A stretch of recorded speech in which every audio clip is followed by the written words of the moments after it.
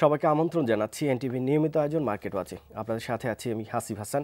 দর্শক, আজকে আমরা বিনিয়োগকারীদেরকে আপনাদের সামনে হাজির করেছি। বিনিয়োগকারীরা কিভাবে পুঁজিবাজার দেখছেন, তাদের মতে এই কী সমস্যাগুলো আছে, কি করলে এই বাজারে আরও গতিশীল হবে বাজার, সেই বিষয়গুলো আজকে তাদের মুখ থেকে জানবো।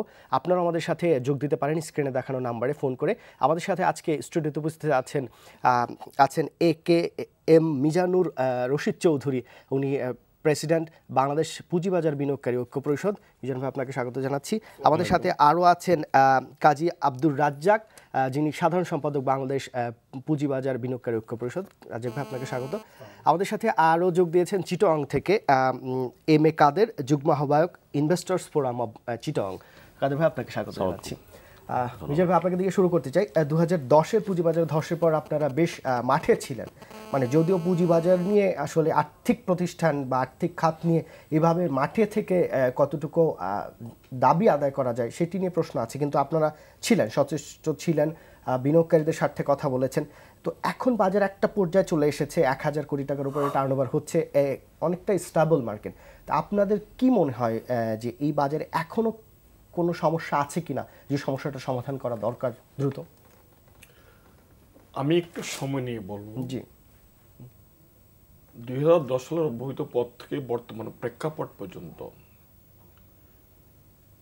বাজারকে তার অভিষ্ট লক্ষ্যে নিয়ে যাওয়ার জন্য বিভিন্ন media, print media, electronics media আমাদের সাথে যে সহযোগিতা করেছে এবং বাজারকে তার অভিষ্ট লক্ষ্যে নিয়ে যাওয়ার জন্য আপনারা যে সহযোগিতা করেছেন, প্রথম আপনাদের প্রত্যেকটি মিডিয়াকে আমি আন্তরিক অভিনন্দন এবং ধন্যবাদ জানাচ্ছি।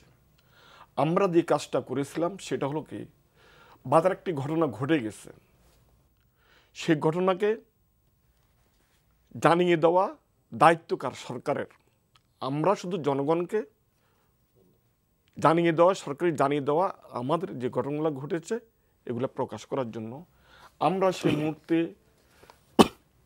বাজারে দীর্ঘদিন পর্যন্ত একটা এলোমেলোভাবে আন্দোলন চলতেছিল। তখন আমরা চিন্তা করলাম আসলে বক্তব্যটা কি, বিনিয়োগকারীদের জ্বালাটা কি, এটা কেউ জানতে পারেনি। তখন আমরা একটা কমিটি করলাম, আমরা নিজেরা বসলাম, বসে একটা কমিটি করে আমরা সিদ্ধান্ত নিলাম যে আমাদের একটা গাইডলাইন তৈরি করলাম। আমরা কি চাই, বাজারটা কিভাবে হলে তার অবশ্য লক্ষ্যে পৌঁছতে পারবে। এগুলো তো অতীত ইতিহাস। এখন আপনার কি সমস্যা আছে? আপনার কি মনে হয় যে আপনি একটি সংগঠনের প্রেসিডেন্ট হিসেবে আপনার কি মনে হয় যে কি সমস্যাটা এখন দ্রুত সমাধান করা দরকার? যে জিনিসটা প্রয়োজন সমস্ত বিনিয়োগকারীকে, আমি ফাইন্যান্সিয়াল লিটারেসি মোস্ট এসেনশিয়াল। বিভিন্ন কোম্পানি যে ফাইন্যান্সিয়াল লিটারেসিটা দেয়, তারা যে কোম্পানি মার্কেটে আসার সময় যে তাদের ফাইন্যান্সিয়াল রিপোর্টগুলো দেয়, এগুলো সম্পূর্ণভাবে অস্বচ্ছ। যেমন রিজেন্ট টেক্সটাইল ইদানিং যেটা দেখতে পেরেছি, সে বাজার থেকে নিয়ে 25 টাকা করে, আজকের এখন পর্যন্ত একদিনের জন্য সে 25 টাকা যেতে পারেনি, আজকে মনে হয় 20 টাকা না 21 টাকা আছে। তাহলে এই যে এত বড় ঘটনাটা ঘটলো, 10 টাকা সাথে আরও 15 টাকা সে প্রিমিয়াম নিয়ে 125 কোটি টাকা বাজার থেকে নিয়ে গেল। ইউনিক হোটেল, ওরিয়ন ফার্মা, এই যে বিভিন্ন কোম্পানিগুলো, এগুলো কিন্তু 2010 থেকে পরেই কিন্তু বাজারে এসেছে। এই যে কোম্পানিগুলা এই পর্যন্ত 47টি কোম্পানিকে প্রিমিয়াম দিয়ে বাজারে আনা হয়েছে, অধিক প্রিমিয়াম দিয়ে। বাজারে ক্রান্তিকাল চলছে, সেই মুহূর্তে প্রিমিয়াম দেওয়ার কোনো যোগ্যতা নেই। কিন্তু প্রিমিয়াম ছাড়া কি কোম্পানিগুলো আসবে? ভালো কোম্পানি। আমি একটা কথা বলি, একটা কোম্পানি তার প্রয়োজনে বাজারে আসবে, আমি তাকে ডেকে আনতে হবে না। সে তার ব্যবসা যখন এক্সপ্যান্ড করবে তখন সে তার প্রয়োজনে বাজারে আসবে, তার প্রয়োজনে টাকা নেবে। তার অর্থ এই নয়। বুঝতে পারছি, মানে আর্থিক স্বচ্ছতা যে রিপোর্টগুলো দেয়, অডিটেড আনঅডিটেড রিপোর্টগুলো, সেগুলো নিয়ে আপনি প্রশ্ন তুলেছেন। রাজীব ভাই, আপনার কি মনে হয় যে কোন সমস্যাগুলো এই ছাড়া এখন সবচেয়ে আগে আছে, যেটি সমাধান দ্রুত দরকার? এখনও পুরোপুরি বাজারে যে আস্থার সংকট, সেটা এখনও পুরোপুরি কাটে নাই। আমি মনে করি যে পুরোপুরি আস্থার সংকট কাটিয়ে ওঠার জন্য এটা বিনিয়োগকারীদের যাতে আস্থা ফিরে আসে, ছোট ইনভেস্টর যারা পুঁজি হারিয়ে নিঃস্ব হয়েছে, যাদের ইকুইটি মাইনাস হয়েছে, এদেরকে বাজারে, এখন তারা বাজারে আছে, ইকুইটি মাইনাস হওয়ার পরে বাজারে তারা রয়ে গেছে, তাদের আস্থাটা যদি সুন্দরভাবে ফিরে পায় তারা এখন আবার ইনভেস্ট করবে। বড় বড় বিনিয়োগকারী অনেকে টাকা নিয়ে বসে আছে। তো পুরোপুরি আস্থার সংকটটা এখনও বাজারে কাটেনি। আমি মনে করি সরকারের এবং এসএসসির এখন প্রথম দায়িত্ব যে আস্থার সংকটটা পুরোপুরি কাটিয়ে ওঠার জন্য তারা যেসব পদক্ষেপগুলো নিয়েছেন, এই পদক্ষেপগুলোকে কার্যকরীভাবে, এটাকে যাতে কার্যকরী রূপ নিতে পারে সেইভাবে তাদের কাজ করা। এসএসসি কাজ করেছে, আমরা মনে করি তাদের আরও কাজ করা দরকার। আমরা তাদেরকে সাধুবাদ জানাই যে এসএসসি আগের থেকে অনেক সততার সাথে এখন কাজ করতেছে। এই কাজটুকু তারা যদি আগে থেকেই 2011, 12, 13 এই সময় যদি সেই কাজগুলো তারা পুরোপুরি করতো, তাহলে বাজার আরও দ্রুত এখন যে রূপ নিয়েছে, বাজার আস্থার সংকট কাটতে শুরু করেছে, এটা আরও আগে কাটতো। জি, বুঝতে পারছি। কাদের ভাই, যে জিনিসটা হচ্ছে ঢাকার যে বিনিয়োগকারীরা তারা অনেকটাই সচেতন। আমরা যতটুকু দেখেছি বিভিন্ন জায়গায় যে ঢাকার বাইরে যেসব ব্রোকারেজ হাউসগুলো আছে তাদের কিন্তু খুব বেশি নলেজ নেই ক্যাপিটাল মার্কেট সম্পর্কে। তো আপনি চিটাগংয়ে একটি সংগঠনের প্রতিনিধিত্ব করছেন, তো আপনার কি মনে হয় যে ওইখানের বিনিয়োগকারীদের সচেতন করার জন্য, তাদের জ্ঞান আরও বাড়ানোর জন্য কি করা দরকার? ধন্যবাদ হাসিব ভাই আপনাকে, ধন্যবাদ এনটিভিকে আমাকে আজকে চট্টগ্রাম বিনিয়োগকারীর প্রতিনিধি হিসেবে আপনার আমন্ত্রণ জানানোর জন্য। চট্টগ্রাম ইনভেস্টর ফোরাম আমরা পুঁজিবাজার বিনিয়োগকারী ঐক্য পরিষদ মিজান ভাইদের সাথে 2010 সাল থেকেই যথারীত আমরা রাস্তায় ছিলাম বিনিয়োগকারীদের পক্ষে, পুঁজিবাজারকে ভালো রাখার পক্ষে। তো আপনার যে বক্তব্যটা, যে প্রশ্নটা, সেটা হলো যে আসলে সচেতনতার যে বিষয়টা, এটা আসলে খুবই গুরুত্বপূর্ণ একটা বিষয় আপনি তুলেছেন আজকে। এবং এই যে বাজার নিয়ে যে রিউমার, যে গুজব, যে ধরনের কথাবার্তা মার্কেটে বা অনলাইন পত্রিকায়, ফেসবুকে বিভিন্ন ধরনের কিন্তু আমরা দেখতে পাচ্ছি যে বাজার নিয়ে একটা রিউমার কন্টিনিউ থাকে। আর স্বাভাবিকভাবে যারা সচেতন নয়, যেসব বিনিয়োগকারী, তারা কিন্তু ওই জিনিসগুলোতে টোপ নেয়। এতে হয় কি, বিভ্রান্তটা বেড়ে যাচ্ছে। কারণ একজন থেকে পাঁচজন থেকে 10 জন এভাবে কিন্তু বিভ্রান্তটা বেড়ে যাচ্ছে।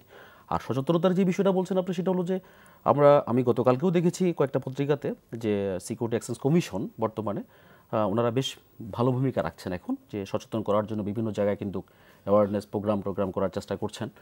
এবং আপনার ভালো বিনিয়োগকারীদেরকে এখানে যে বিশাল একটা পরিসরে নিয়ে আসা হচ্ছে, এতে আমার কাছে মনে হচ্ছে যে ভবিষ্যতে ঢাকার পর যে চিটাগংয়ের যে বিষয়টা আছে, চিটাগং স্টক এক্সচেঞ্জ, সেখানেও ভালো ভূমিকা রাখার চেষ্টা করা হচ্ছে এবং সামনে আরও হবে, এবং এতে বিনিয়োগকারীরা বিভ্রান্ত হবে না, এটা আমার বিশ্বাস। জি মিজান ভাই, একটি সমস্যা হচ্ছে যে আমরা গুজবে কান দেই বেশি, আমরা অভিযোগ করি বেশি, কিন্তু আমি নিজে কতটুকু সচেতন? ধরেন আপনি বিনিয়োগকারী, আপনি যে রিজেন টেক্সটাইলের এক্সাম্পল দিলেন, এরকম আরও অনেক কোম্পানি আছে যারা আসার আগে অনেক যে তথ্য দেয়, আসার পরে সে তথ্যের কোনো মিল নেই, এবং এটি সবাই জানে। সম্প্রতি আপনি যে শেফার্ড তালিকাভুক্ত হয়েছে, সেটির যে প্রাইস, যে টাকায় এটি লেনদেন হয়েছে প্রথম 2-3 দিন, সেটিকে হওয়াটা যৌক্তিক। এখন আপনি যদি বিনিয়োগকারী এই শেয়ার না কিনেন, তাহলে আপনি না কিনলেই তো হয়, আপনাকে এত অভিযোগ করতে তো হয় না, আপনার অন্য কোম্পানি আছে। তাহলে এই দায়ভারটা কি নিজের দিকেও যায় না? ধন্যবাদ। আপনি যে কথাটা বলছেন অপ্রিয় সত্য কথা বলেছেন। আমরা কাদের ভাই যে কথাটা বলছিলাম, আমরা গুজবে কান দিই। আমাদের ভিতরে আমি প্রথমে এই কারণেই বলেছিলাম যে ফাইন্যান্সিয়াল লিটারেসি আমাদের মোস্ট এসেনশিয়াল, এটা আমাদের জানা প্রয়োজন। প্রতিটি বিনিয়োগকারীকে আহ্বান করব, আপনারা এই যে কোনো কোম্পানি ফাইন্যান্সিয়াল লিটারেসি জেনে আপনারা সেল বাই করুন। আপনি দেখেন বর্তমান প্রেক্ষাপটে জেড ক্যাটাগরির শেয়ার, যাদের স্মল ফান্ড, স্বল্প মূলধনী কোম্পানি, ওদের শেয়ারগুলো বেড়ে যাচ্ছে, এই ক্যাটাগরির শেয়ারের কোনো খবর নেই। এটা হচ্ছে আমাদের অজ্ঞতার কারণে। আমি বলবো না যে আমরা পণ্ডিত, আমরা যারা বিনিয়োগকারী, আমরা এই মার্কেট সম্পর্কে আমাদের বিনিয়োগকারীরা অনেক কম বোঝে, আমরা কম বোঝে। সিকিউরিটি এক্সচেঞ্জ কমিশনকে সরকার দায়িত্ব দিয়েছে বিনিয়োগকারীদের স্বার্থ রক্ষা করার জন্য, ইস্যুয়ার কোম্পানির নয়। সিকিউরিটি এক্সচেঞ্জ কমিশন কি করেছেন দিচ্ছেন, একটা কথা লিখেছেন, শেয়ার বাজার ঝুঁকিপূর্ণ, বুঝে শুনে বিনিয়োগ করুন। তাহলে আমি সম্মানের সাথে বলছি, আপনারা অন্যভাবে নেবেন না। শেয়ার বাজার ঝুঁকিপূর্ণ, বুঝে শুনে অনুমোদন দিন, আমি বলবো এটা। কারণ সরকার আপনাকে বসিয়েছে আমাদের স্বার্থ রক্ষা করার জন্য, ইস্যুয়ার কোম্পানির স্বার্থ রক্ষা করার জন্য নয়। আপনারা প্রচুর শ্রম, মেধা, প্রজ্ঞা দিয়েছেন, এই সিকিউরিটি এক্সচেঞ্জ কমিশন বিভিন্ন আইন তৈরি করেছেন, কিন্তু আইনের প্রয়োগ তো চাই। আপনার সুন্দর কথা বলেছেন যে আইনগুলো তৈরি করেছেন, আইনের যদি বাস্তবায়ন না হয় তার দায়ভার কে নেবে? আপনারা যে কোম্পানিগুলোকে এই পর্যন্ত অনুমোদন দিয়েছেন, যেগুলো ইস্যু মূল্যের নিচে অবস্থান করতেছে, এর দায়ভার কে নেবে? আমার বিনিয়োগকারী? আমার বিনিয়োগ প্রাইস তো বাজার ডিটারমাইন করবে, মানে তার ডিমান্ড আমি সাপ্লাইয়ের একটা উপর। কথা বলি, রিজেন ট্যাক্সেল উঠে নেই, এটা বাজার প্রাইস করবে। আপনি বলেছেন গুজবের উপরে আমরা কান দিই। আমার বিনিয়োগকারী কমার্সের ছেলে ছাড়া ফাইন্যান্সিয়াল রিপোর্ট বোঝা কঠিন ব্যাপার। আপনি কিছুক্ষণ আগে বলেছেন ঢাকা ব্যাংকের আলী ভাই সিএ, উনি যেইভাবে একটা কোম্পানি ফাইন্যান্সিয়াল রিপোর্টটা বুঝতে পারবে অন্য কেউ বুঝতে পারবে না। অপ্রিয় নয়, এটা সত্য কথাই, ইট ইজ দ্য রিয়েলিটি। যে আমি নিজেও বলি, আমি তো কমার্সের ছাত্র না হতাম তাহলে আমি শেয়ার মার্কেট সম্পর্কে কোনো কথাই বলতাম না, কিছু বুঝতে পারতাম না। আমি ফাইন্যান্সিয়াল লিটারেচার কি এটা আমি যে বলতে পেরেছি, কারণ আমি কমার্সের ছাত্র বিদায় এগুলো পড়ালেখা করে আসছি, বিদায় বলা আমার দ্বারা সম্ভব হয়েছে। তাহলে যদি এই যে কোম্পানিকে প্রিমিয়ামে বেশি দিল তাহলে সেটা আপনি কিনছেন কেন? আপনি না কিনলেই তো হচ্ছে। কোনটা? মানে যেটা প্রিমিয়ামে দিল, আপনি বলছেন কোম্পানি ফান্ডামেন্টাল স্ট্রং না, হয়তো তার সাথে সামঞ্জস্য নেই, কিন্তু সেই কোম্পানির শেয়ার বাজারে যখন আসে আমরা দেখি যে মানে ওই সেক্টরের যে পি তার 4-5 গুণ বেশি পিতে ট্রেড হয়। এটা কারা কিনে? এটা তো এই আপনার তার মতো বিনিয়োগকারীরা কিনে। It is the making play. আমি বলবো একটা কোম্পানি যখন মার্কেটে আসে, এখানে একটা গ্রুপ আছে, ইস্যুয়ার কোম্পানি নিজস্ব লোক আছে, তারা এটাকে মেকিং প্লে করে 1 সপ্তাহ 2 সপ্তাহ 3 সপ্তাহ বাড়ায়, পরে তাদের শেয়ারগুলো বিক্রি করে তারা মার্কেট থেকে চলে যায়। দায়ভার আসে কার উপরে? সমস্ত চাপ নেয় বিনিয়োগকারীরা। আমরা যখন বৈশাখ এবং জ্যৈষ্ঠ মাসে যখন নতুন পানি আসে, তখন পুঁটি মাছের গায়ে একটা লাল রেখ হয় এবং পুঁটি মাছ খুব লাফায়। এর পরবর্তী যখন পানির গভীরতা বেড়ে যায় তখন তার কোনো খোঁজ থাকে না। আমাদের এখানে তাই যারা আজকে কথা বলতেছেন, কিছু হলে কথা বলছেন, তার মার্কেট খারাপ হয়েছে। XY যে বলুক, যদি সে যে হোক একটা কথা বলেছেন, আমি আমার সমস্ত দায়ভার উনার উপর চেপে দিচ্ছি, এটা ঠিক নয়। আচ্ছা, আসছি আপনার কাছে, একটা ফোন নিয়ে নিচ্ছি। দর্শক কে আছেন, আপনার নাম বলে প্রশ্ন করুন। আপনার টিভির ভলিউম কমিয়ে তারপর প্রশ্ন করুন। সাজ্জাদ হোসেন, আমি ওই চট্টগ্রাম থেকে বলছি। জি বলুন। বিমানের আমাদের সভাপতির কাছে জিজ্ঞাসা করতে চাই আর কি, বিমানের এই অবস্থা কেন? বিমান আমাদের অনেক সর্বস্ব শেষ করে দিয়েছে, এখন বিমান সম্বন্ধে কি হবে? মানে কিসের বিমান? United air. আচ্ছা, যে কোম্পানিটা, ধন্যবাদ আপনাকে, যে কোম্পানিটার এখন আমরা একটা কোম্পানি যখন আপনি কিনেন তখন কি কোম্পানিটা শেয়ার কিনেন, তার মানে কোম্পানির অংশীদার আপনি। এখন যার কোনো উৎপাদনই নাই, উৎপাদন বলতে যার কোনো মানে ইউনাইটেড এয়ারের কথা বলছেন, যে কোনো বিমান ওঠানামাই করে না, সেই কোম্পানি নিয়ে আপনি আশাবাদ ব্যক্ত করছেন, আবার সেই কোম্পানির এই দুরবস্থা কেন? সেই কোম্পানির যে 7 টাকায় ট্রেড হচ্ছে, এটা অনেক কিছু না? মানে আপনি কি চাচ্ছেন তাহলে? রাজাক ভাই যদি এই প্রশ্নের উত্তরটা দেন। ইউনাইটেড এয়ারের বিষয়টা আমরা এভাবে দেখতে চাই যে কোম্পানিটা ব্যবসা সংক্রান্ত যে বিষয়, কোম্পানিটার ব্যবসা বন্ধ হয়ে যাচ্ছে এরকম একটা পর্যায়ে দাঁড়িয়েছিল। বন্ধই তো, হ্যাঁ, মানে তার তো বিমান ফ্লাইট এখন উঠছে না।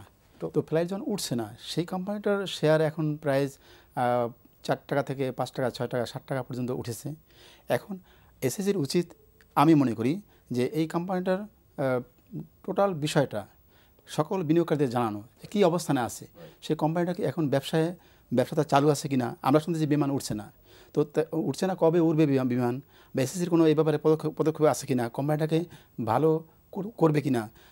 আমরা যারা শেয়ার হোল্ডার তারা অনেকেই এ ব্যাপারে উদ্বিগ্নতার মধ্যে আছে যে এই কোম্পানিটার শেয়ার নিয়ে আবার এই শেয়ার যদি আবার 3 টাকা 4 টাকা 5 টাকা চলে আসে, তখন এখন যারা শেয়ার কিনতেছে ওরা তখন ক্ষতিগ্রস্ত হবে। আমাদেরও প্রশ্ন, আমাদের এসএসসির কাছে প্রশ্ন, এটা আমাদের নিয়ন্ত্রণ সংস্থা কাছে বরাবরই আমাদের প্রশ্ন করি আমরা, যে ইউনাইটেড এয়ার নিয়ে আপনাদের চিন্তাভাবনা কী।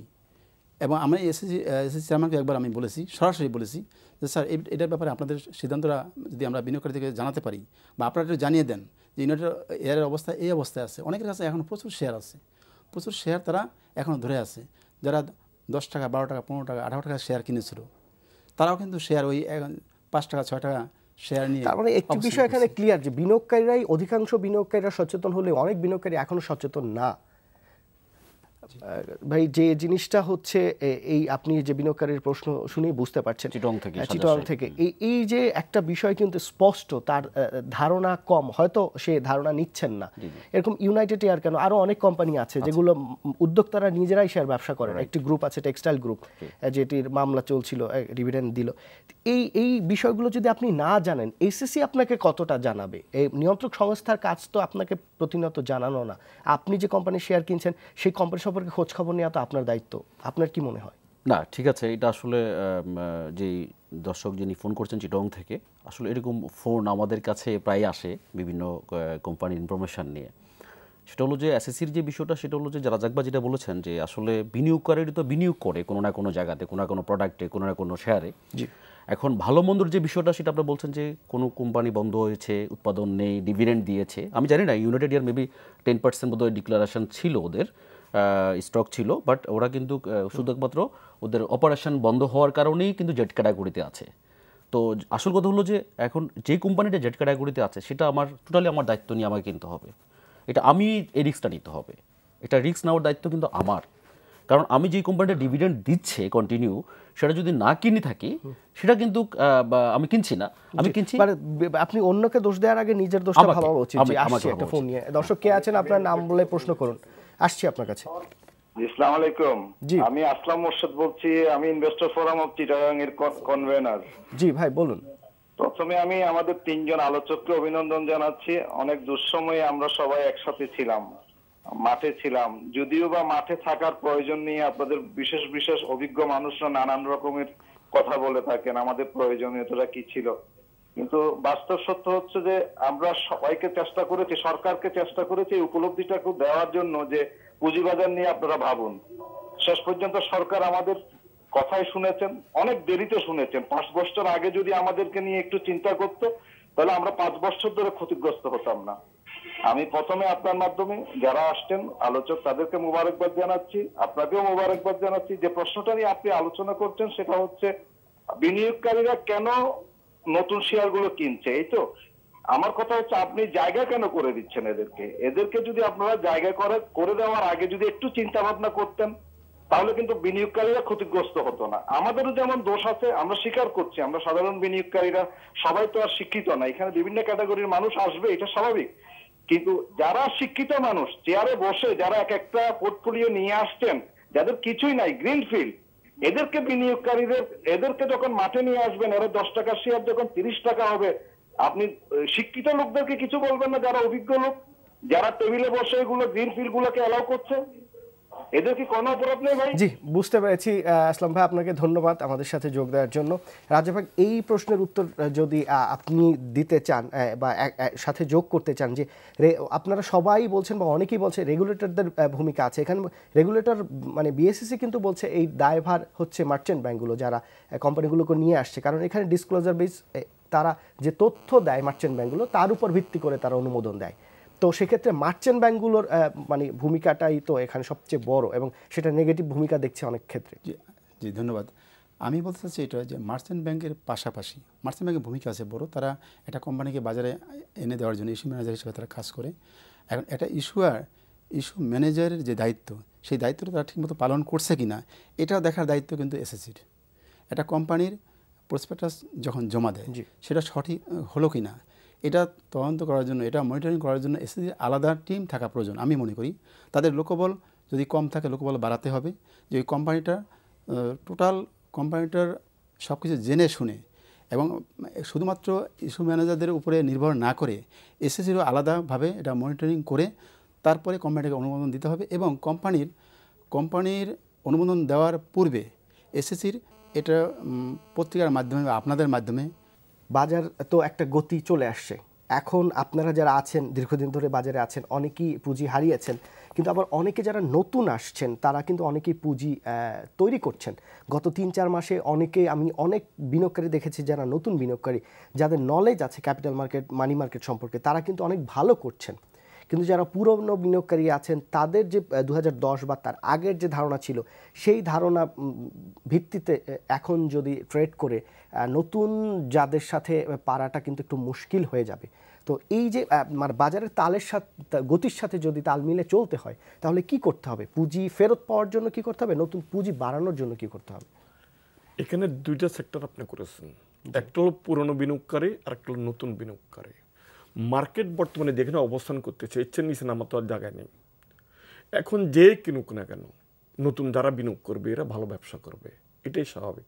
আর পুরনোদের অবস্থা হলো কোথায়, এরা অনেকেই আছে আপনার মার্জিন ঋণে জর্জরিত, এদের ইকুইটি মাইনাস, এরা এখনো সেভাবে এগিয়ে যেতে পারছে না।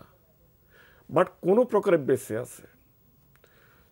আমার প্রশ্ন হলো, আমরা দাবি করে এসেছিলাম যে 2011 থেকে বর্তমান প্রেক্ষাপট পর্যন্ত যতগুলা বিনিয়োগকারী যাদের মার্জিন ঋণ আছে এদের ঋণের সুদ মুকুব করে দেওয়া হোক। যদি ঋণটা সুদ মুকুব করে দেওয়া হতো তাহলে অনেক বিনিয়োগকারী এসেছে এবং বাজার আরো গতি পেত। এটা আপনি যৌক্তিক বলেছেন, কিন্তু এটা কি বাধ্য করার কোনো সুযোগ আছে? আপনার ধরেন কোনো একটি ব্যাংক তার সাবসিডিয়ারি কোম্পানি এই মার্জিন ঋণ দিয়েছে, সেই ব্যাংক তো ওই সাবসিডিয়ারি কোম্পানির কাছে তার টাকা ফেরত চাবেন, তো সে কি করে এটা মওকুফ করবে? এটা এই যে ব্যাপার, সরকার যদি সদিচ্ছা থাকে, যতগুলো সাবসিডি কোম্পানি আছে যেগুলো হচ্ছে যে তোমাদেরকে এত পার্সেন্ট, এখন তো কত আগে নিত 40%, এখন 39% নেয় ব্যাংকগুলো থেকে, মাদার্স ব্যাংক থেকে, যে ট্যাক্সটা নেই এখানে ট্যাক্সটা কমে দিল, যে ঠিক আছে তোমরা এদেরকে বিনিয়োগকারীদেরকে সুদমুকুব করে দাও, যাদের সাবসিডি কোম্পানি আছে তারা 1 বছর বা 2 বছর তোমাদেরকে শুধু এত পার্সেন্ট 4%, 5% দিলে অনেক টাকা চলে আসবে। কাদের ভাইয়ের বক্তব্য শুনবো, আমি একটু ফোন নিয়ে নিচ্ছি। দর্শক কে আছেন, আপনার নাম বলে প্রশ্ন করুন। জি হ্যালো, আসসালামু আলাইকুম। আমি এনামুল করিম বলছিলাম ঢাকা থেকে। জি বলুন। আচ্ছা, আমি বলছি যে পুঁজিবাজার ভালো খারাপের ক্ষেত্রে দেখা যায় যে বাংলাদেশ ব্যাংকের যথেষ্ট ভূমিকা আছে। একটা ইন্ডিভিজুয়াল শেয়ারের উপর যেরকম 10% সার্কিট ব্রেকার দেওয়া আছে, সেরকম সমস্ত মার্কেটের উপর দেখা যায় যে বাংলাদেশ ব্যাংকের একটা সার্কিট ব্রেকার, যেমন এক্সপোজারটা তারা হিসাব করে মার্কেট ভ্যালুর উপরে। তাহলে শেয়ারের দাম বাড়বে কিভাবে? ওটা বাড়লেই তো তাদেরকে ব্যাংকগুলিকে বিক্রি করে দিতে হচ্ছে। জি ধন্যবাদ আপনার মতামতের জন্য।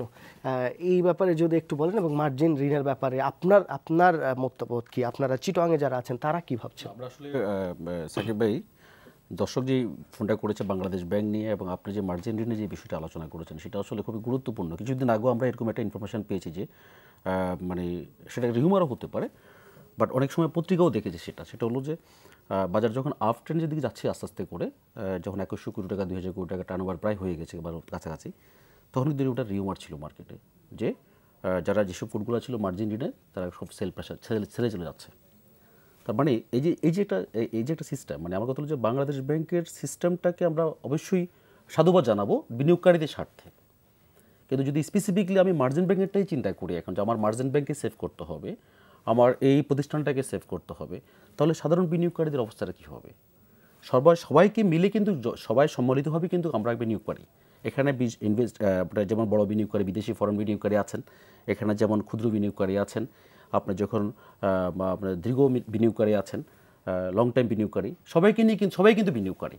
তো এখানে যদি শুধু আমরা এই যে অ্যাডজাস্টের বিষয়টা আসবে মার্চেন্ট ব্যাংকের, তারপর ওই বিষয়টা আসবে, এই জিনিসগুলো আসলে কিন্তু তখন এটা বিনিয়োগকারীদের মধ্যে একটা ভয় ঢুকে যায়, তখনই কিন্তু একটা সেল প্রেশার চলে আসে, তখন কিন্তু মার্কেটে কিন্তু একটা এটাকে কি বলে যে আপনার ভাইব্রেশন সৃষ্টি হয়। কিন্তু কাদের ভাই, পুঁজিবাজার তো এটাই, আপনার এই যে পুঁজিবাজারের বিভিন্ন দিক থাকবে, এক একটা কোম্পানির আপস ডাউন থাকবে, এইটা যদি সব কিছুই সমান হতো তাহলে তো এখানে এসে আপনি মানি মার্কেটের মতো একটা ফিক্সড ইনকাম। আমি কিন্তু ওটা বলছি না, আমি বলছিলাম যে আসলে আপনি প্রথম থেকেই বলছেন যে সচেতনতার যে বিষয়টা, আমরা এই মার্কেটটা কিন্তু যে আপনি ওই যে চট্টগ্রাম থেকে আসলাম মোর্শেদ সাহেব বলেছিলেন যে কি মানে কোম্পানির বিষয়গুলো, যে কোন কোম্পানিগুলো কীভাবে আসতেছে, আপনি তারপরে যে আপনার মার্চেন্ট ব্যাংকগুলো কোম্পানি ইস্যু ম্যানেজার বা বিভিন্নভাবে, তো আমাকে হলো যে এসএসসির যে ভূমিকাটা থাকা ছিল যে এই কোম্পানিটা আসলে কি ধরনের কোম্পানি, তার আসল অবস্থানটা কি, সে তো পেপারস দেখিয়ে দিচ্ছে যে এই পেপার প্রাইস তো আসলে সবাই দেখে বা পেপারসে সবাই দেখে, কিন্তু আসলে আমি প্র্যাকটিক্যাল গিয়েছি কিনা ওই প্রতিষ্ঠানটাতে, আমার অবস্থাটা কি আসলে সেটা জানা তো দরকার। কারণ আমি যদি এই একটা টিম যদি পাঠাই, এসএস যদি একটা টিম পাঠায়, যে বিভিন্ন প্রতিষ্ঠানের আছে, গভর্নমেন্ট প্রতিষ্ঠানে গোয়েন্দা সংস্থা, একটা রিয়াল রিপোর্টটা বের করার জন্য, আমাদের মার্কেটটা তো এখন ম্যাচিউর হচ্ছে আস্তে আস্তে, সচেতন হচ্ছে বিনিয়োগকারীরা। কিন্তু আপনি এখন ওই যে জাস্ট একটা কোম্পানি চলে আসলো, আমি সেটাকে রিসিভ করলাম, আমি মার্কেটে ছেড়ে দিলাম, বিনিয়োগকারীরা কিনলো, এরপরে দেখলো যে নো ডিভিডেন্ড, তো এটা তো দুঃখজনক বিষয়। এই মার্কেট তো আর আমরা এইভাবে হতে দেওয়া ঠিক হবে না, কারণ এই মার্কেট অতীতে এরকম হয়ে আসছে অনেকভাবে। আমরা মার্কেটটাকে আপ করার, মার্কেটটাকে ভালো রাখার, আমি আপও বলবো না খুব বড় ধরনের ইন্ডেক্স বাড়বে, বিশাল অঙ্কে টার্নওভার বাড়বে, সেটা না, মার্কেট স্টেবল হোক আস্তে আস্তে, একটা পজিশনে পৌঁছুক, একটা ম্যাচুরিটির জায়গায় পৌঁছে আসুক, তাহলে মার্কেটের দিন দিন ডে বাই ডে কিন্তু মার্কেট ভালো দিকে যাবে, বিনিয়োগকারীদের আস্থা আসবে, সচেতন বৃদ্ধি হবে। এবং যে বিষয়টা আমি আপনার সাথে আরেকটু শেয়ার করছি আসিফ ভাই, সেটা হলো যে আমাদের গুজবের যে বিষয়টা আসছে, যে কিছু পত্রিকা, কিছু মিডিয়া, আমি বলবো, আমি সব মিডিয়াকে দোষ দিব না এখানের মধ্যে, যে এমন কিছু নিউজ চলে আসে, হায় গেছে শেষ মার্কেট ডাবল, বিশাল অঙ্কের টাকা বিনিয়োগ টার্নওভার হয়ে যাচ্ছে, মানে সব হারাই চলে যাচ্ছে। এই যে জিনিসটা, এটা কি আমরা কি এখনও শিখতে পারি নাই? ওইসব মিডিয়া কিলে কি এখনও জানতে পারে নাই? যখন ফেস ভ্যালুর নিচে শেয়ারের দাম চলে আসলো, 10 টাকার শেয়ার যখন 6 টাকা চলে আসলো, 4 টাকা চলে আসলো, তখন কোথায় ছিলেন আপনারা? তখন তো আহ্বান জানান নাই বিনিয়োগ করেন, তখন তো বলা নাই যে বিনিয়োগের আশা দেবার বিনিয়োগের পারফেক্ট টাইম। কিন্তু এইসব পত্রিকাগুলো একজন ভালো লোকের তো ইন্টারভিউ নিচ্ছে, সচরাচর আমরা দেখি ইব্রাহিম খালেদের একটা ইন্টারভিউ নেওয়া হয়, তারপর তার বরাত দিয়েই বলে বাজারে আবার কারসাজি হচ্ছে। আপনারা কি মনে করেন? আমি বলি যে ইব্রাহিম খালেদ সাহেবকে আমি রেসপেক্ট করি, যে উনি সিনিয়র পারসন, ভালো মানুষ, সবই ঠিক আছেন, কিন্তু ইব্রাহিম খালেদ কি মার্কেট কি ইব্রাহিম খালেদ দ্বারাই উঠানামা করবে? মার্কেটটা নিয়ন্ত্রণ করতেছে সিকিউরিটি এক্সচেঞ্জ কমিশন। আমি ডিএসসির পরিচালকদের সাথে কথা বলবো, আমি এসএসসির পরিচালকদের সাথে কথা বলবো, আমি যারা ভিগ পার্সন, যারা বিশ্ব মার্চেন্ট ব্যাংকের, যারা ব্রোকার হাউসের যারা সিও, তাদের সাথে কথা বলবো। আমি ইব্রাহিম খালেদ সাহেবের সাথেই কথা বলে মার্কেটে একটা নিউজ করে দিলাম পুঁজিবাজারকে নিয়ে, এবং সেটার উপরে মার্কেট উঠানামা করবে, তা তো হতে পারে না। সমস্ত দায়ভার ইব্রাহিম খালেদের, এটা তো হতে পারে না। জি রাজাক ভাই, এই ব্যাপারে যদি বলেন, আমি আসবো, আপনাকে ফোন নিয়ে নিচ্ছি। দর্শক, আপনার নাম বলে প্রশ্ন করুন। হ্যাঁ, ধন্যবাদ। আমার নাম রতন দাস। আপনার টিভির ভলিউম কমিয়ে তারপর প্রশ্ন করুন। আমি ফার্মগেট, ঢাকা থেকে বলছি। আমার প্রশ্ন হলো যে অতিথিদের কাছে, যে 2016 জুন থেকে 2017 মার্চ পর্যন্ত 9 মাসে মাত্র 4টা আইপিও আসলো মার্কেটে।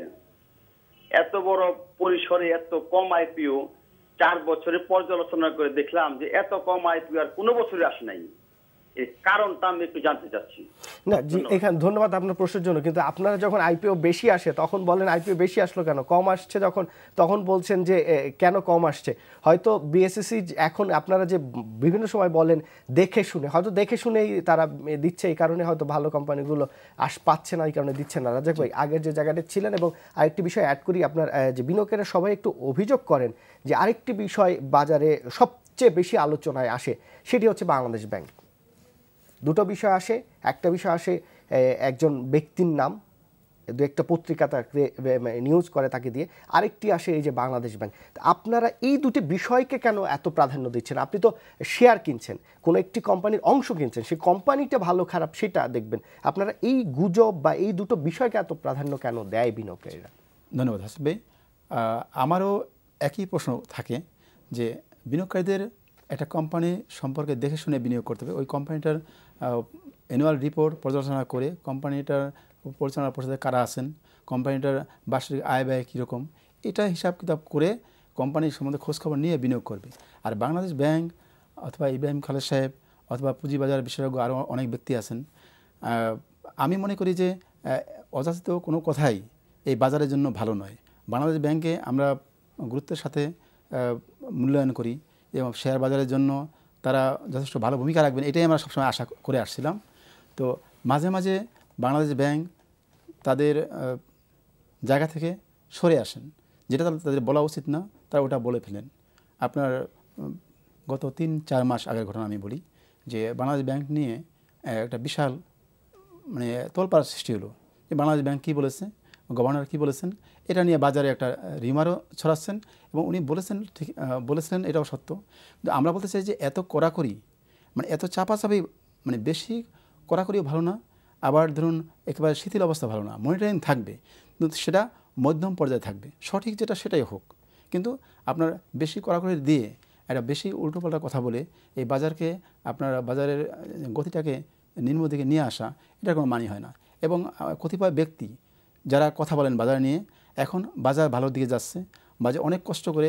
এখানে একটা প্রশ্ন আছে, এটা আমি প্রশ্নটা মিজান ভাইয়ের কাছে করতে চাই, যে আপনারা তো সংগঠন করেছেন, আপনারা বলছেন আপনারা কাজ করছেন বিনিয়োগকারীদের স্বার্থে, তো আপনারা কি এই বাংলাদেশ ব্যাংকের সাথে বসেছেন, কখনো চেষ্টা করেছেন তাদের সাথে বসার, কিংবা এই যে একজন বা দুজন ব্যক্তি যারা কয়েকদিন পরপরই বাজারে একটু ভালো হলেই বলেন যে বাজারে আবার কারসাজি হচ্ছে, যদিও তারা কিন্তু কোনো তথ্য দিতে পারেন না, মুখে বলে দেন বাজারে আবার সেই আগের কারসাজি চক্র সক্রিয় বা এরকম কিছু, আপনারা যারা অ্যাসোসিয়েশন করছেন বা কাদের ভাই আছেন, তা আপনারা কি এই অ্যাসোসিয়েশন থেকে যে তার সাথে কথা বলেছেন কিনা, যে আপনি কেন এরকম বলছেন, আপনার উদ্দেশ্যটা কি, বাজারকে ফেলানো বা উঠানো, বা পুঁজিবাজার সম্পর্কে আপনি অলওয়েজ নেগেটিভ কেন, এইটা কি আপনারা বিনিয়োগকারীদের পক্ষ হয়ে কি আজ পর্যন্ত গিয়েছেন কিনা? আপনি যে প্রশ্নটা করেছেন, একটা হলো মানি মার্কেট, একটা হলো ক্যাপিটাল মার্কেট। মার্কেটটা কিন্তু দুইটা। আমি আমার ক্যাপিটাল মার্কেট নিয়ে কথা বলতেছি, বাংলাদেশ ব্যাংকের কাজ হলো মানি মার্কেট নিয়ে। উনি তো আমার ক্যাপিটাল মার্কেট নিয়ে কথা বলার জন্য নয়, উনাকে ক্যাপিটাল মার্কেট নিয়ে কথা বলার জন্য সিকিউরিটি এক্সচেঞ্জ কমিশন যথেষ্ট, অর্থ মন্ত্রণালয় যথেষ্ট। অর্থ মন্ত্রণালয় এবং সিকিউরিটি এক্সচেঞ্জ কমিশন দিক নির্দেশনা দেবে, সরকার ওনাদেরকে দায়িত্ব দিয়েছে, বাংলাদেশ ব্যাংকে নয়। তাহলে যেহেতু বাংলাদেশ ব্যাংকের সাথে আমার যে ইথিক্যালি যে কাজটা, সেখানে তো আমার সাথে তার বসার কোনো প্রয়োজন আমি মনে করি না। বাংলাদেশ ব্যাংকের নিয়ন্ত্রণ under the guidance of the ministry of economy, অর্থ মন্ত্রণালয়ের আন্ডারে। আমাদের যেখানে প্রয়োজন সেখানে আমরা কথা বলেছি, আমরা চিঠি দিয়েছি। দুইটা ব্যক্তি তিনটা ব্যক্তি কথা বললো এটা নয়, এখানে আমার টোটাল ইকোনমিটা নিয়ন্ত্রণ করে কে?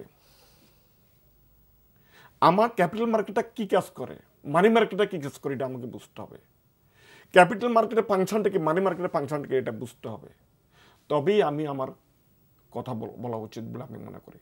তা আমি আশা করব যে যেখানে অবস্থান করতেছেন স্ব জায়গাকে নিয়ে ব্যস্ত থাকুন।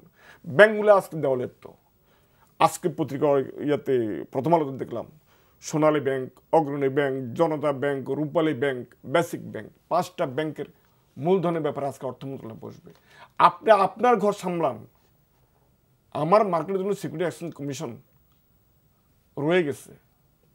আর সিকিউরিটি এক্সচেঞ্জ কমিশন চেয়ারম্যান সাহেবকে সবিনয় অনুরোধ করতেছি, আপনি 2CC আইনের বলে আপনি একটা কাজ করেন মার্কেটের স্বার্থে, যারা বাজারে আসবে ওইসব কোম্পানিকে নাকে খত দিতে হবে, যখন ইস্যু মূল্যের নিচে তার শেয়ার কমে যাবে তাকে বাধ্যতামূলকভাবে 3 বছরের ভিতরে ইস্যু মূল্যের নিচে তার শেয়ার কমে যায়, 3 বছর 36 মাস, তাহলে বাধ্যতামূলক তার শেয়ারকে সে 30% মিনিমাম থেকে 40% সে বাইব্যাক করতে হবে মার্কেট থেকে, তবে প্রফিট দিয়ে, নট কোম্পানি ফান্ডামেন্টাল যদি ভালো থাকে এবং মার্কেট যদি সাপোর্ট না করে ইস্যু মূল্যের নিচে আসতেই পারে।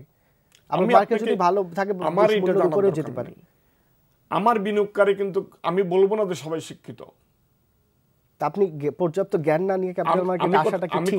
আমি কথাটা বলে দিচ্ছি আপনাকে, আমাদের বিনিয়োগকারী দীর্ঘদিনের অভিজ্ঞতার আলোকে আমি বলছি, এখানে যে কোনো এক জায়গাতে অনেক বড় উপরস্থ অফিসারের সাথে কথা বলতেছিলাম, ওনাকে যখন বলি সিঙ্গেল পুরো অ্যাকশন ডিপোজিট বাংলাদেশ ব্যাংক 2005 সালে যেটা করেছিল সেটাকে বাংলাদেশ ব্যাংকের গভর্নর আতিউর রহমান সাহেব পরিবর্তন করে ফেলেছে। সেখানে বলা ছিল ইস্যুয়ার কোম্পানিগুলোকে যে টাকা তার মাদার ব্যাংক দেবে, it is their capital not liabilities. আর আতিউর রহমান সাহেব 11 সালে কি বললেন, it is their liabilities not capital. এখন আবার এই বাংলাদেশ ব্যাংকের গভর্নর উনি যেটা করেছেন ওইটাই করেছেন, ইস্যুয়ার কোম্পানির যে আজকে যে কথাটা বলছে it is their asset not liabilities, যে কারণে প্রত্যেকটি ইনস্টিটিউশন প্রত্যেকটি ব্যাংক আরো 7,000 থেকে 5,000 কোটি টাকা ইনভেস্ট করার সুযোগ হয়ে গেছে। অন্য একটা বিষয় আসতে চাই, আমি সবার কাছে এই প্রশ্নটা করতে চাই যে ধরেন বিনিয়োগকারীরা যারা নতুন বিনিয়োগকারী আসছেন, আপনারা তো অনেক দিন ধরে আছেন, আপনি অ্যাসোসিয়েশনের প্রেসিডেন্ট, আপনার কি মনে হয় কোন কোন বিষয়গুলো দেখে একটা শেয়ার কেনা উচিত? মানে আপনি যদি একটু আমাদেরকে বলেন। আমি আপনাকে প্রথমে বলছি যে কোনো কোম্পানি যখন মার্কেটে আসবে তার ফাইন্যান্সিয়াল রিপোর্টটা দেখতে হবে, এবং এই রিপোর্টটা ইস্যুয়ার কোম্পানিরা তার স্বার্থ করার জন্য। এখানে আমি একটা গল্প বলবো, আপনি বিষয়টা হচ্ছে আপনি যেটা বলছেন ফাইন্যান্সিয়াল রিপোর্ট অনেক বড় জিনিস। আপনার মার্কেটে যেসব কোম্পানিগুলো আছে, সেই মার্কেটে যেগুলো আছে কোম্পানি, ধরেন লিস্টেড কোম্পানি, আপনি ধরেন স্কয়ার ফার্মার কথাই বলেন, একটা ভালো কোম্পানি, কিন্তু আমি সে যে ভালো কোম্পানি সেটা আমি বুঝবো কি করে? তার নেট অ্যাসেট ভ্যালু দেখবো, মেইনলি তার নেট অ্যাসেট ভ্যালু দেখা দরকার। আচ্ছা ঠিক আছে, আমি রাজা ভাইয়ের কাছে যদি আসি একই প্রশ্ন, আর্নিং পার শেয়ার দেখা দরকার। ধন্যবাদ আসিফ ভাই। একটা কোম্পানিতে বিনিয়োগ করার আগে আমাদেরকে কোম্পানির আর্থিক সক্ষমতা কীরকম, কোম্পানির এনএভি কত এবং কোম্পানির ইপিএস কি কত আছে, বার্ষিক ইপিএস, সেটা আমরা দেখব। পাশাপাশি হলো যে যদি আমাদের সম্ভব হয় কোম্পানির সম্পর্কে পরিচালনা পর্ষদে কারা আছেন সেটা আমরা খোঁজখবর নিয়ে আমাদের বিনিয়োগ করা উচিত। অন্যথায় আমরা বিনিয়োগ করলে ক্ষতিগ্রস্ত হওয়ার সম্ভাবনা বেশি থাকে। মানে আপনি যেটা বলেছেন যে স্কয়ার ফার্মার মতো আরও অনেক কোম্পানি আছে, এদেরকে আমরা দেখে শুনে যে বিনিয়োগ করি, সেই সব শেয়ারে বিনিয়োগ করলে আমাদের ক্ষতির কোনো সম্ভাবনা নেই। গ্রামীণ ফোনে যারাই যখনই বিনিয়োগ করেছে তারা কিন্তু ক্ষতিগ্রস্ত হয়নি। আমরা কয়েকটা কোম্পানির নাম জানি যে এই কোম্পানি ভালো খারাপ, কিন্তু আমি বিনিয়োগ করার আগে আমি জানবো না যে এটা কী কারণে ভালো কী কারণে খারাপ। তো সেক্ষেত্রে হলো যে আমাদের যেটা জানা উচিত, আমাদের কিন্তু কোম্পানির সম্পর্কে খোঁজখবর নেওয়া উচিত বা জানা উচিত, কিন্তু আমাদের বিনিয়োগকারীরা সচেতন না হওয়ার কারণে কোম্পানির খোঁজখবর না নিয়ে গুজবের উপরে নির্ভর করে বিনিয়োগ করে বেশি। সেই কারণে অনেক বিনিয়োগকারী যারা আমাদের ক্ষুদ্র বিনিয়োগকারী যারা হাউজে মার্চেন্ট ব্যাংকে বসেন, অধিকাংশই তারা গুজবের কান শোনার জন্য, নিউজ পাওয়ার জন্য তারা নিউজের উপরে নির্ভর করে। তারা এখন এমন হয়েছেন যে নিউজ নির্ভরশীল বিনিয়োগকারী, এটা সংখ্যা বেশি। এখান থেকে আমাদের বেরিয়ে আসা উচিত এবং নিউজ নির্ভরশীল না হয়ে কোম্পানির আর্থিক সক্ষমতা, কোম্পানির বাৎসরিক হিসাব কিতাব এবং কোম্পানির ম্যানেজমেন্টের কারা আছেন এদের খোঁজখবর নিয়ে বিনিয়োগ করলে বিনিয়োগের ক্ষতিগ্রস্ত হওয়ার সম্ভাবনা এবং দীর্ঘমেয়াদী বিনিয়োগের যে অভ্যাস সেটা আমাদের করতে হবে, যে প্রতিদিন বিনিয়োগ করে প্রতিদিন লাভ করব, এখান থেকে আমাদের বেরিয়ে আসতে হবে। আমাদের বিনিয়োগকারীদের মধ্যে আরেকটা বিষয় এখন কাজ করে যে শর্ট টার্মের মধ্যে তারা ব্যবসা করে বেরিয়ে আসবেন। পুঁজিবাজার কিন্তু এই জন্য না। পুঁজিবাজার হলে যে আমি বিনিয়োগ করব, আমি বাৎসরিক এখান থেকে ক্যাপিটাল গেইন করব, আমি ডিভিডেন্ড গেইন করব। এখন এই দুইটা গেইন করার জন্য আমাকে সময় নিতে হবে। জি, সেই সময়টা একটা ফোন নিয়ে নিচ্ছি। Thank you. দর্শক কে আছেন, আপনার নাম বলে প্রশ্ন করুন। আসসালামু আলাইকুম। জি বলুন। আমি জাহাঙ্গীর বলছি গুলশান থেকে। কিছুক্ষণ আগে আপনাদের এখানে একজন আলোচক বললেন আপনার পত্রিকা এবং মিডিয়াকে দোষী করলেন যে প্রথম আলোতে আজকে ব্যাংকগুলো সম্পর্কে রিপোর্ট হয়েছে। তো এটা কি মিডিয়ার কি অপরাধ? ব্যাংকগুলো লুটে পাটে খাবে, তো যদি অন্যায় করে থাকে তো সেটা পত্রিকা বা মিডিয়া তো অবশ্যই তুলে ধরবে। কিন্তু বাংলাদেশ ব্যাংকের গভর্নর যখন মনিটারি পলিসি ঘোষণা করার সময় শেয়ার মার্কেট সম্পর্কে অতি সতর্কবাণী উচ্চারণ করে মার্কেটটাকে আপনার দরপতন ঘটাবে, তো এর জন্য দায়িত্বটা নেবে কে? আলোচকরা সবসময় মিডিয়া এবং আপনার কি বলে প্রিন্ট মিডিয়াকে দোষী করেন। আমি তো দেখি যে মিডিয়া এবং প্রিন্ট মিডিয়া বরঞ্চ বাস্তব সত্য যেটা সেটাই তারা তুলে ধরেন এবং সেটা তুলে ধরা তাদের দায়িত্ব। কোথাও যদি কোনো ইরেগুলারিটি হয়ে থাকে তো সেটা মিডিয়া তো তুলে ধরবেই এবং সেটা দর্শকদেরও সেটা জানার একটা অধিকার আছে। ধন্যবাদ আপনার মতামতের জন্য। ভাই দুটো প্রশ্ন, যে ভাই যে প্রশ্নটা করলেন বা মতামত দিলেন সেটি যদি একটু আপনি বলেন, এবং আরেকটি বিষয় হচ্ছে যে এই মিজান ভাই এবং রাজাক ভাই যে কথাগুলো বললেন একটা কোম্পানিতে বিনিয়োগ করার আগে যে বিষয়গুলো ন্যাবের কথা বললেন, আরো কয়েকটা বিষয় বললেন, আপনার কি এর সাথে অ্যাড করার কিছু আছে? দর্শকের প্রশ্নের উত্তরটা হ্যাঁ জি, ওইটা দিয়ে আপনি যদি ওই প্রশ্ন। দর্শককে ধন্যবাদ উনি যে প্রশ্নটা করেছে। আসলে আমরা মিডিয়াকে দোষী করছি না, মিডিয়াকে দোষারোপ করা হয়নি, মিডিয়া তার দায়িত্ব পালন করবে, এটাই স্বাভাবিক। আমরা মিডিয়াকে দোষারোপ করছি না, কিন্তু আমার কথা হলো যে আমরা কিছু ব্যক্তির বিষয়ে আমাদের অবজেকশন আছে পুঁজিবাজার নিয়ে, যে একটা স্পেসিফিকলি একটা ব্যক্তির কাছে যাব, তাকে নিয়ে আমি নিউজটা করব, তার নিউজটাই কিন্তু বড় আকারে হেডলাইন হবে এবং এটার উপরেই, কারণ শেয়ার বাজারটা এমনি সেন্সিটিভ একটা মার্কেটে যেখানে মাননীয় প্রধানমন্ত্রীর সর্বোচ্চ পর্যায়ে থেকে বলা হয়েছে যে পুঁজিবাজারকে ভালো করার জন্য যা যা করণীয় দরকার করা হচ্ছে এবং দেখে শুনে বিনিয়োগ করার জন্য বলা হয়েছে। উনি লাস্ট যে প্রোগ্রামটা একটা প্রোগ্রামে বলেছেন, তো সেখানে আমরা কিন্তু বিনিয়োগের ক্ষেত্রে যেখানে মানুষ আন্তরিকভাবে চেষ্টা করছে আসছেন, সেখানে কিন্তু কোনো ব্যক্তি সেটাকে বাধা করতে পারবে না। আমার বিশ্বাস যে বিনিয়োগ কিন্তু বাড়বে পুঁজিবাজারে। আর দর্শকের আরেকটু বলবো দর্শককে যে আসলে পুঁজিবাজারের বিষয়ে বাংলাদেশ ব্যাংকের যে বিষয়টা উনি এনেছেন আমরা সেটাই আলোচনা করেছি, যে বাংলাদেশ ব্যাংক ওকে, বাংলাদেশ ব্যাংকের জায়গাতে ঠিক আছে, অর্থ মন্ত্রণালয় সেটা ফলো আপ করছেন, আমাদের যে সিকিউরিটি অ্যাক্সেস কমিশন সেটা দেখছেন শেয়ার বাজার নিয়ে, হ্যাঁ, অর্থমন্ত্রীও অনেক এখন ভালো ভালো কথা বলছেন পুঁজিবাজার নিয়ে, হ্যাঁ। তো আমরা এগুলো খবর কিন্তু আমাদের জানা আছে কে কোন সময় কী কথা বলেছেন, আমরা কিন্তু সে আলোচনাগুলো এখন আনতে চাচ্ছি না। আমরা চাচ্ছি পুঁজিবাজার ভালোর দিকে যাক, এইখানে অনেকেই রুটি রুজির সুযোগ আছে, ইনকামের সুযোগ আছে। নট অনলি আমি পুঁজিবাজার থেকে ইনকাম করছি তা না, বাংলাদেশে বহু লোক যে বেকারত্বের অভিশাপ থেকে মুক্তি পাওয়ার সুযোগ আছে এই পুঁজিবাজারকে কেন্দ্র করে। তার মানে আমি টাকা আছে ব্যাপার না, চাকরির সুযোগ আছে এখানে, বহু মার্চেন্ট ব্যাংক হচ্ছে, বোকারা হুদ হচ্ছে, এখানে কর্মসংস্থান ব্যবস্থা হচ্ছে, সেখানে সুযোগ আছে, আমি ওটাকেও প্রায়োরিটি দিতে হবে। আর পাশাপাশি সেটা হলো যে হাসিব ভাই যেটা বলছেন যে সচেতনতার মার্কেট শেয়ার দেখে কিনে বেচা কেনার যে বিষয়টা, সেটা হলো যে আমি বলছি যে আসলে যে আপনি বলছেন স্কোয়ার ফার্মা, আপনি একটা কোম্পানিতে বিনিয়োগের আগে আপনি কোন বিষয়গুলো দেখবেন, যদি তারা যেটা বলেছেন তার সাথে আমি প্রথমে দেখব যে আসলে কোম্পানির ম্যানেজমেন্টে কারা আছেন, এরপরে কোম্পানির ডিভিডেন্ড কি কত পার্সেন্ট করে ডিভিডেন্ড দিচ্ছেন, ইয়ারলি ডিভিডেন্ড কীভাবে দিচ্ছেন, এবং আপনার এই যে নেট অ্যাসেট ভ্যালু, হ্যাঁ, ইপিএস, হ্যাঁ, সার্বিক কোম্পানির আসল অবস্থানটা কি, এদের ভবিষ্যৎ প্ল্যানিং কি আছে, এগুলো সব কিছু কিন্তু আমরা বোঝা উচিত এখন থেকেই এবং জানা উচিত বিনিয়োগকারীদের উদ্দেশ্যে। সেটাই বলবো আমি, যে আস্তে আস্তে যদি আমরা এগুলো না জানি, আমি আসলাম বাজারে একটা শেয়ার কিনে ফেললাম, এরপর 2 দিন পরে সেটা পড়ে গেল, এটা নিয়ে চিল্লাচিল্লি করার কোনো সুযোগ নাই। আমি একটু তিনজনের কাছে আসতে চাই। আপনারা তিনজনই একটা জিনিস বলেছেন, মানে কোম্পানিতে বিনিয়োগের আগে ন্যাপটা সবচেয়ে ইম্পর্টেন্ট আপনাদের কাছে, মানে এটা কেন, মানে ন্যাপটাই সবচেয়ে বেশি গুরুত্বপূর্ণ কেন মিজান ভাই যদি বলেন সংক্ষেপে। আমি একটি কোম্পানিতে আমার কষ্ট উপার্জিত পয়সা এখানে ইনভেস্ট করব, আমি কোথায় ইনভেস্ট করব এটা আমি দেখবো না? সে কোম্পানি সেটা দেখার জন্য আমার ন্যাপটাই সে আমার থেকে কত টাকা নিচ্ছে, সে শেয়ারে কত টাকা নিচ্ছে, তার নেট অ্যাসেটগুলোর দাম কত আছে, ওইটা দেখে আমাকে কিন্তু বিনিয়োগ করতে হবে। যদি আমি তার নেট অ্যাসেটগুলো না জানি তাহলে ওই শেয়ার পড়ে যাবে। ভাই একটু সংক্ষেপে বলেন, আমাদের সময় শেষ। কোম্পানি যখন মার্কেটে আসে, যে কোনো কোম্পানি কাগজে কলমে কাদের গরু কেতাবে আছে গোয়ালে নেই, যে কারণে আজকে কোম্পানিগুলো আমি যেটা বললাম 47 মাঝখানে 33টি কোম্পানি আপনার ইস্যু মূল্যের নিচে অবস্থান করেছে, এইটার দায়ভার কে নেবে? আপনি যখন একটা কোম্পানিকে অনুমোদন দেন তখন বলেন যে, তখন তো বলেন এটা মৌলভিত্তিক, এটা অমৌলভিত্তিক। দুদিন পরে টক শো কেন এই কথাটা আসে, এটা মৌলভিত্তিক কোম্পানি থেকে ইনভেস্ট করবেন।